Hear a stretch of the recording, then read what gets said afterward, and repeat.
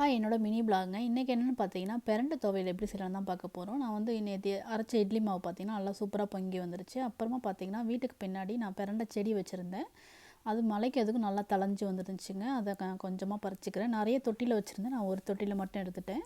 இப்போ நல்லா பறிச்சுட்டு வந்தாச்சுங்க. இதை நல்லா நார் எடுத்து சின்ன சின்னதாக கட் பண்ணி வச்சுக்கலாம். துவையலுக்கு ஏற்ற பொருள் என்னென்னா வெங்காயம், ஒரு வெங்காயம், ஒரு 4 பல் பூண்டு, இஞ்சி, புளி, தேங்காய், காஞ்ச மிளகாவும் வச்சுக்கோங்க. இதில் வைக்க மறந்துட்டேன். ஃபஸ்ட்டாக வந்து பிரண்டையை வந்து நல்லா நல்லெண்ணெய் ஊற்றி வதக்கிக்கலாம்.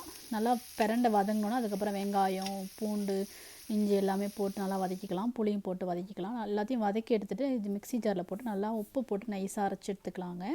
கண்டிப்பாக தேங்காய் போடணுங்க, அப்போ தான் சுவை நல்லாயிருக்கும்.